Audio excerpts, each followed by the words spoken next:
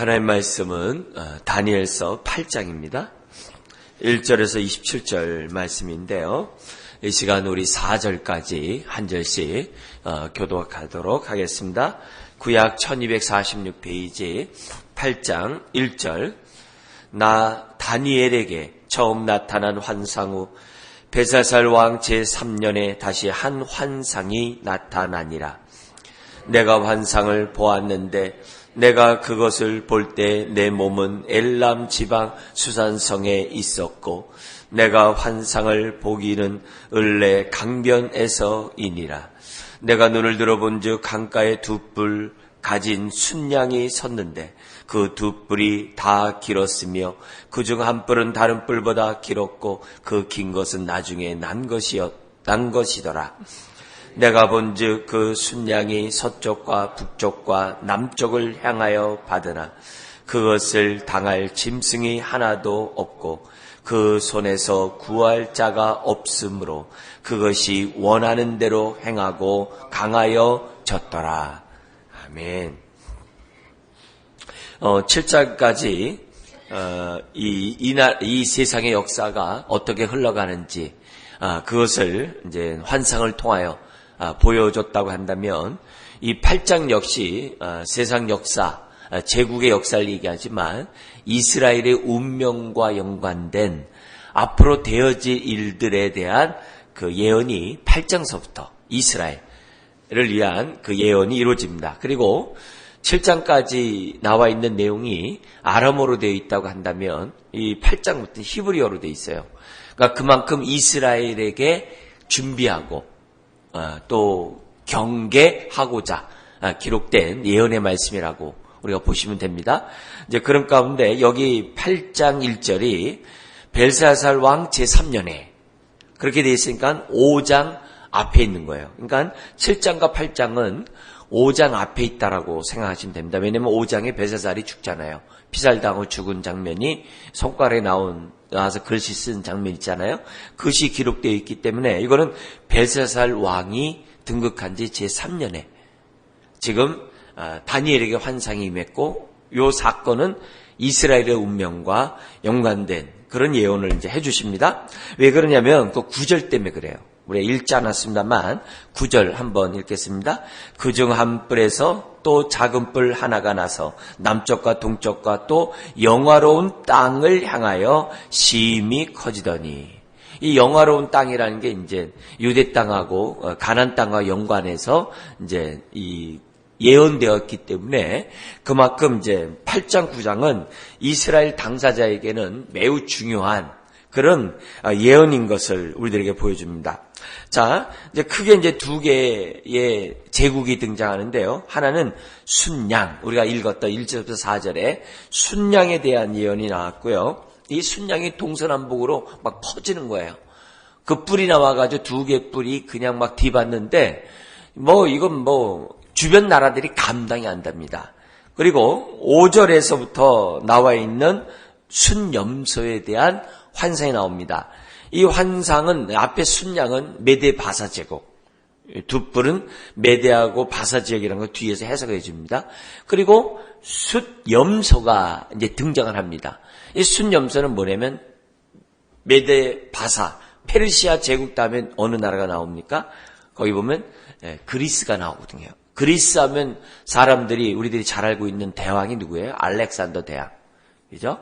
데살로니가가 그리스의 수도거든요. 그 이제 마게도니아라 이렇게 얘기해요. 마게도니아의 수도가 이제 데살로니가인데 그 데살로니가의 그 알렉산더 대왕이 그 근거지예요. 근데 그 이웃 나라가 자기 나라 이름을 이 데살로니가라고 쓰는 바람에 지금 국제 분쟁이 지금 또 거의 또 난리 나고 있습니다만 어쨌든 그 알렉산더 대왕이 여기 뭐냐면 순염소로 등장을 해요. 그리고 알렉산더 대왕이 죽은 다음에 4개 나라로 나눠지거든요. 근데 알렉산더 대왕이 있었을 때 이미 그 4개 나라가 벌써 4개 그 장군에 있어 통치가 돼요. 그런데 죽자마자 이제 당연히 이제 4나라로 분리가 되겠죠. 그 가운데 이제 아람 지역, 이제 시리아 이쪽 지역을 통치하던 왕이 있었어요. 근데 이 왕이 아주 악랄해요. 그리고 역사적으로 이 왕이 이스라엘의 모든 제사를 금하고 돼지 피를 갖다 뿌리고 하나님을 믿는 사람을 갖다가 아주 성전에서 죽이고 아주 못된 짓을 또 맡았어요. 그 역사적 사실이었거든요. 그것이 예언되어 있는 거예요. 그러다가 6년 4개월 동안 다니엘이 예언한 것처럼 6년 4개월 동안 6년 4개월이 어디 나오냐면은 14절에 나와요. 2300주야. 6년 4개월 동안 지금 뭐냐면 제한적인 그 환란을 갖다가 유대 땅이 이 아주 그냥 끔찍한 일을 겪게 됩니다. 그리고 나서 성소가 정결하게 됩니다. 이게 뭐냐면 마카비 그 왕조가 일어나 가지고서 이 뭐냐면 대항을 합니다. 유대의 이 사람들이 지금 봉기를 일으킨 거죠. 예, 반란을 일으켜 가지고서 이 왕을 갖다 뭐냐면 쫓아냅니다. 그래 가지고서 이스라엘이 회복이 돼요. 그 일시란 마카비 왕조가 세워지게 되는데요. 그게 요한복음에 나와요. 수전절이라는 예수님이 수전절, 이게 겨울인데 수전절에 하나님의 성전에 이렇게 다닌 그 장면이 요한복음에 나와요. 그 수전절에 대한 이런 부분을 이제 이런 이 14절이 이 하나의 예언으로서 역사적으로 나오는 것을 이제 볼 수 있습니다. 어쨌든 이처럼 이스라엘과 연관된 예언이기 때문에 이 내용은 히브리어로 되어 있고 그만큼 이스라엘 사람들은 이제 준비하는 이제 그런 장면, 마음의 준비를 하는 것으로 이제 이해할 수가 있습니다. 자, 이런 것을 염두에 두고 우리가 보면은 1절부터 4절까지 우리가 지금 순양에 대한 예언을 우리가 읽었습니다. 여기에 대한 해석이 15절에서부터 20절이에요. 자, 그래서 15절로 넘어가 보시기 바랍니다. 15절부터 20절에 뭐라고 되어 있냐면 이렇게 되어 있습니다. 나 다니엘이 이 환상을 보고 그 뜻을 알고자 할 때 사람 모양 같은 것이 내 앞에 섰고, 사람 모양 같은, 이제 앞에 이제 인자의 모습이라고 우리가 생각하는데요. 그러면서 16절에 내가 들은즉 을레 강 두 언덕 사이에서 사람의 목소리가 외쳐 이르되 가브리엘아, 가브리엘 천사 우리가 많이 들었던 이름이죠. 그죠? 가브리엘아, 이 환상을 이 사람에게 깨닫게 하라 하더니. 그래서 가브리엘은 주로 성경에 소식을 전하는 천사장으로 알려져 있어요. 그래서 마리아에게 나타나서도 내가 아들을 낳으리니 이름을 예수라 하라. 그렇게 알려준 천사도 가브리엘이거든요. 그래서 가브리엘은 이 소식을 전하는 천사로 알려지는데 그 가브리엘에게 명령을 할 정도면 하나님 아니면 명령 못 하겠죠. 그죠? 그래서 알려줘라. 이렇게 합니다. 그러자 이제 17절에서 19절에 뭐라고 그러냐면 이렇게 얘기해요. 그가 내가 선 곳으로 나왔는데 그가 나올 때 내가 두려워서 얼굴을 땅에 대고 엎드리매 그가 내게 이르되 인자야 깨달아 알라. 이 환상은 정한 때 끝에 관한 것이니라. 정한 때가 이제 어떤 때겠어요? 심판의 때겠죠. 그 끝에 관한 것이니라. 이렇게 얘기를 합니다.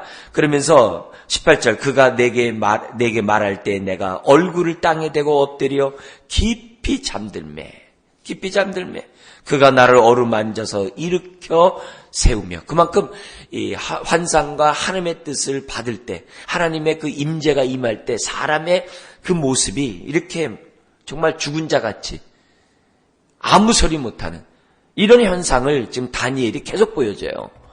여러분 이사야 선지자는 늘 그 이스라엘의 죄악을 놓고 하나님 앞에 정말 눈물로 기도할 때 하나님의 성전에서 하나님이 탁 나타나잖아요. 늘 성전에서 기도했는데 하나님의 임재의식 속에서 기도했는데 하나님이 딱 나타나니까 이사야 선지자가 어떻게 돼요?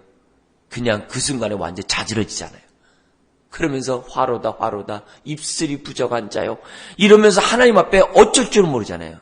우리도 이렇게 임재 앞에서 예배를 드리고 믿음으로 하나님이 두세 사람이 모인 곳에 함께한다는 믿음을 가지고 이렇게 예배를 드립니다만 하나님이 정말 우리들에게 눈을 열어서 하나님의 정말 그걸 보여줬을 때 우리 여기서 멀쩡하게 있을 사람 어디 있어요? 그냥 아무 소리 못하고 잠잠하고 엎드릴 수밖에 없는 거죠. 그러니까 다니엘 같은 경우는 이건 어떻게 할 수가 없는 거예요. 그러면서 19절에 이렇게 얘기해요. 이르시되 진노하시는 때가 마친 후에 될 일을 내가 내게 알게 하리니 이 환상은 정한 때 끝에 관한 것임이라 하면서 20절 같이 한번 읽겠습니다. 내가 본 바 두 뿔 가진 순양은 곧 메대와 바사 왕들이요. 그러니까 이 환상을 꿨을 때 다니엘은 바벨론 제국하에 있었거든요. 그리고 느부갓네살 다음에 벨사살이 되었을 때 그 바벨론의 그 군사력이나 그 왕권은 막강했거든요. 제국을 다스리는 정말 쓰러질 것 같지 않았던 그런 나라였거든요. 근데 그 나라가 지금 어떻게 돼요? 멸망한다는 거예요. 누구에 의해서요? 메대 바사 제국에 의해서. 그래서 메대의 다리오 왕이 다니엘을 갖다가 총리로 이렇게 발탁하지 않아요? 그래서 다리오 왕 때 사자굴에 들었다가 나오지 않습니까? 그 다리오가 누구니? 메대 사람이거든요. 그리고 메대는 나중에 바사에게 편입이 돼요. 페르시아라고 그럽니다. 페르시아에게 편입이 되는 그런 장면이 우리 이제 역사에서 알고 있어요. 그러면서 21절에 털이 많은 순염소는 그러면서 두 번째 환상에 대한 지금 해석이 나옵니다. 순염소는 곧 헬라 왕이요. 헬라 왕이요. 그의 두 눈 사이에 있는 큰 뿔은 곧 그 첫째 왕이요. 이제 알렉산더 대왕이라고 보겠죠. 그러면서 22절 같이 한번 우리 읽겠습니다. 이 뿔이 꺾이고 그 대신에 네 뿔이 났은즉 그 나라 가운데에서 네 나라가 일어나되 그의 권세만 못하리라. 그러니까 이 헬라가 이 알렉산더 대왕이 이 정복했을 때 이 사람은 문화를 중시 여깁니다. 그래서 이 헬라 사람들은 당연히 이제 문화를 갖다 이제 중시 여기는 사람이다 보니까 문화가 굉장히 높잖아요. 헬라 철학 여러분 잘 아시잖아요. 뭐 소크라테스, 아리스토텔레스 뭐 이렇게 많잖아요.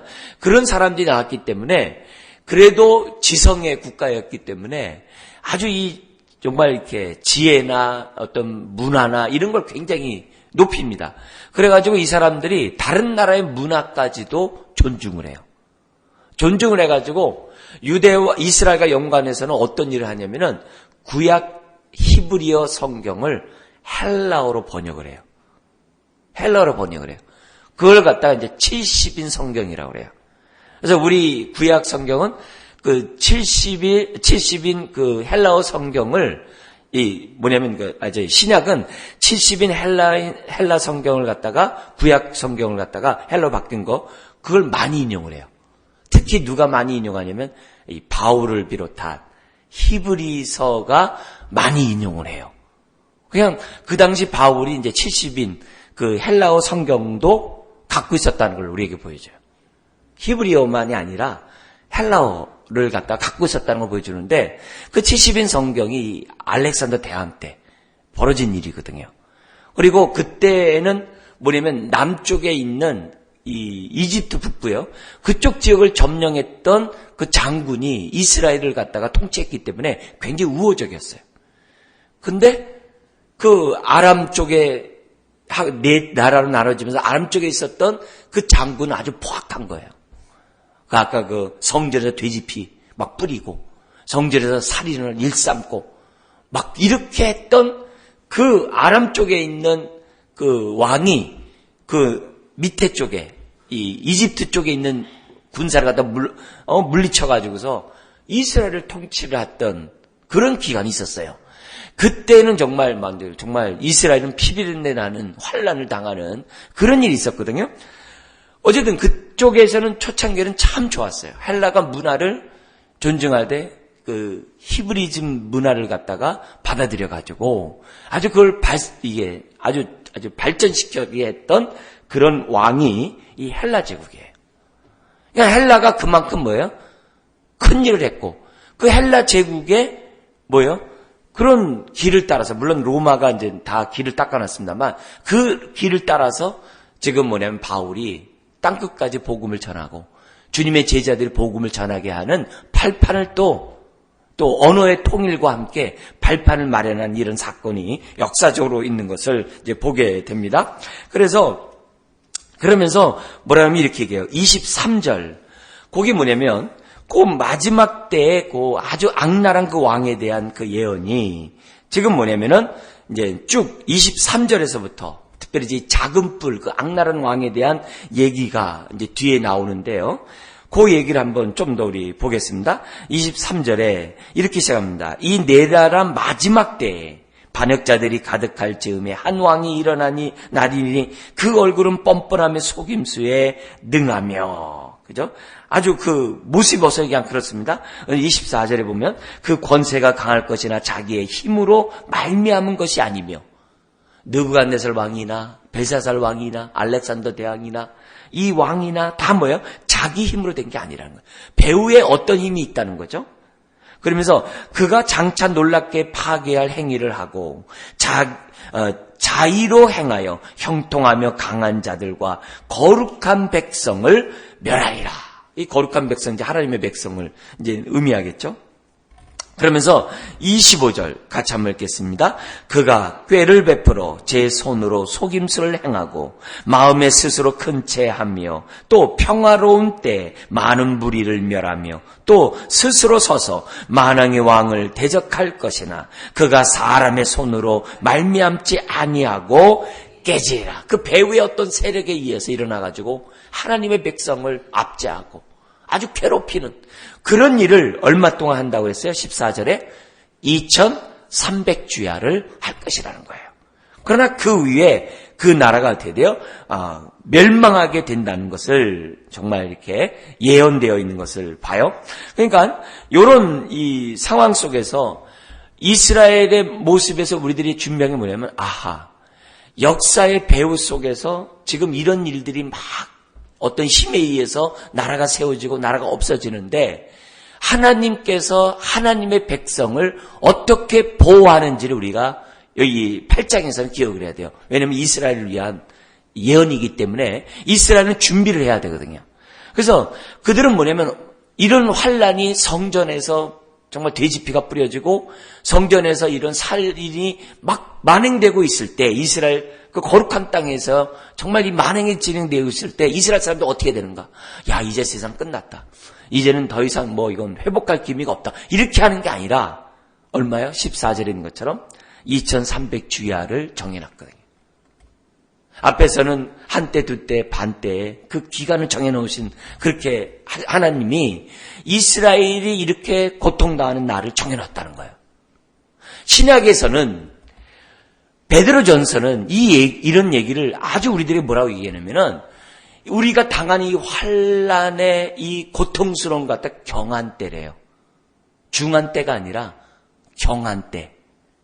환란의 경한 때를 지극히 작고 우리에게 베풀 하나님이 영화로운 그 놀라운 그 중한 때는 아주 길 것을 얘기를 해요. 바울은 뭐냐면 현재 당하는 이 고난은 장차 올 영광과 좋게 비교할 수 없다고 얘기를 해요. 베드로는 아주 잠깐 고난을 당할 뿐이래요. 이 땅에 겪는 거는. 그런 의미에서 우리들이 생각해 봐야 될 것은 뭐냐면 항상 하나님이 환란을 정해놨다는 것은 우리 신약의 많은 사도들이 얘기한 것처럼 저와 여러분들은 뭐 하기 위한 거예요? 거룩한 백성으로 지금 뭐예요? 우리 몸에 있는 찌꺼기를 제거하기 위해서 연단시키기 위한 하나님의 인도하심이라는 것을 우리들이 보여준 거예요. 그래서 환란은 정해져 있고 그 정한 것도 그냥 끝나는 게 아니라 무의미하게 끝나는 게 아니라 저와 여러분들이 뭐 하겠어요? 정화되는 기간으로 하나님이 우리에게 뭐예요? 은혜를 주신다는 거예요. 삼아주신다는 거예요. 그래서 이런 모습을 볼 때마다 앞으로 주님의 재림을 앞서서 큰 환란이 오잖아요. 대박해가 오잖아요. 그럴 때 이런 말씀을 통해서 우리가 알아야 될 것은 뭐냐면 하나님이 때를 정했다는 거예요. 그리고 그 때를 갖다 우리가 막 원망하고 불평하고 두려워하면서 막 그렇게 지낼 게 아니라 그런 환란의 때 우리는 어떻게 해야 돼요? 하나님을 경외함으로 주님이 가신 그 길을 따라감으로 저와 여러분들이 어떻게 해야 돼요? 주님의 재림을 맞이할 준비를 하라는 거예요. 그러면서 데살로니가서에서는 뭐라고 얘기하냐면은 주님의 재림을 앞서서 대환란이 있는데 그 대환란 가운데 하나가 뭐가 있냐면은 집단 개종이 이루어진대요. 집단 개종이 뭐냐면 기독교를 믿다가 집단으로 기독교 신앙을 버린다는 거예요. 그런 날이 딱 올 때, 주님의 재림이 갖고 왔다는 것을 인지하고 견디라는 거예요. 그걸 이겨내라는 거예요. 그것을 이런 다니엘서와 같은 이런 환상을 통해서 하나님이 우리들에게 주고 있다, 가르쳐주고 있다는 거예요. 그러나 동시에 아무리 이 세상에 악이 강한다 할지라도 그들도 뭐예요? 하나님 손안에 있다는 거예요. 욥의 고난이 아무리 커도 하나님의 손안에 있다는 거예요. 그러면서 욥의 고난이 우리에게 가르쳐준 게 뭐예요? 우리들의 이 생명은 건드리지 말라는 거예요. 하나님이 그만큼 저와 여러분들의 생명을 보존한다는 것을 우리들에게 가르쳐줍니다. 그러나 이런 역사의 배후 속에서 많은 믿는 사람들이 큰 환난을 당할 것이지만 그런 것들 때문에 우겨싸이지 말고 끝까지 견디어서 승리하는 저와 여러분들이 되어야 될 것을 하나님 우리들에게 말씀하고, 요 얘기가 좀 더 확대된 게 계시록이겠죠. 그래서 계시록을 통해서도 똑같은 얘기를 하고 있어요.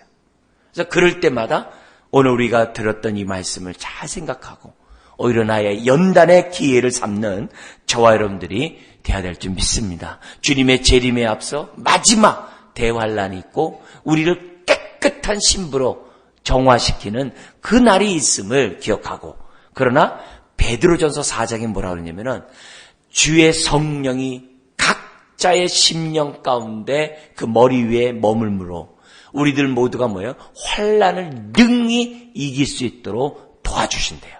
길선주 목사님처럼 순교를 이길 수 있도록, 스데반 집사님처럼 순교를 이길 수 있도록 성령님이 우리에게 도와준다고 베드로전서 4장은 우리들에게 말씀해요.